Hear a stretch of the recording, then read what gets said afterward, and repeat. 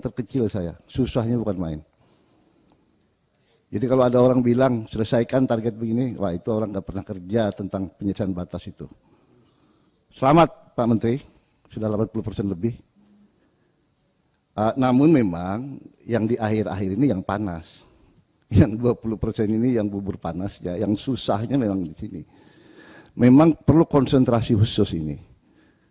Tapi bukan persoalan Kementerian Dalam Negeri kalau menurut saya.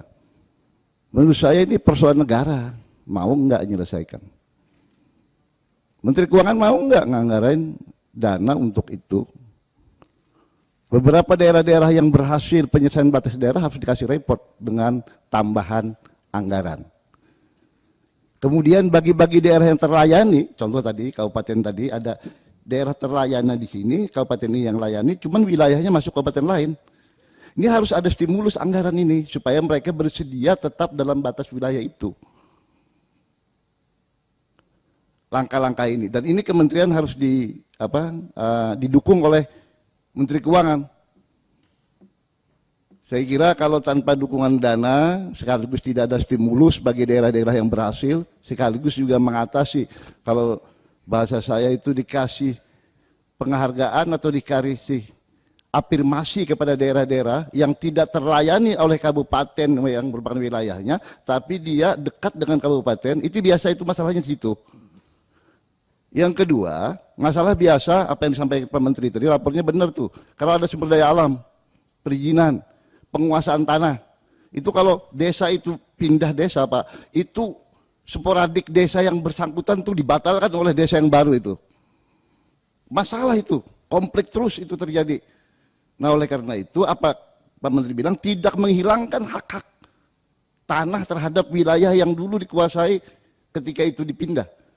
Nah oleh karena itu di sini perlu ada afirmasi dalam bentuk anggaran. Misalnya wilayah-wilayah yang tidak konflik lagi itu harus di backup pelayanannya, sekaligus juga anggarannya. Itu Pak Menteri. Saya kira terima kasih Pak Menteri itu. Saya terus terang saya kaget kalau sampai 80% itu. Karena saya ini pernah jadi camat, memang harus sedikit keras Pak. Harus garis begini memang harus ada itu. Nggak bisa enggak. Karena ngeyel juga di wilayah kadang-kadang rebutan itu karena macam-macam kepentingan. Nah, kepentingan ini nggak bisa diakomodir semua. Tapi yang penting kan ada ajas-ajas rasionalitasnya. Yang apa disampaikan Pak Menteri ada faktor sosial, faktor suku segala macam. Saya kira itu sudah cukup Pak Menteri, sudah komprehensif itu analisanya. Saya kira saya bangga ini dan saya hormat. Saya kira mudah-mudahan dalam akhir jabatan ini kita bisa tambah lagi Pak presentasinya. Yang panas-panas ini harus kita selesaikan secara arif. Saya kira itu Pak Menteri, cuman ini ada pesan dari kampung saya Pak, bukan batas wilayah ini sebenarnya. Itu pemerintah kecamatan ini supaya didaya gunakan, jangan jadi pengantar surat aja. Selama ini pemerintah kecamatan, kemarin camat datang ke saya, ini Pak camat sekarang jadi pengantar surat dari desa ke bupati aja. Akhirnya nggak punya kewenangan apa-apa lagi.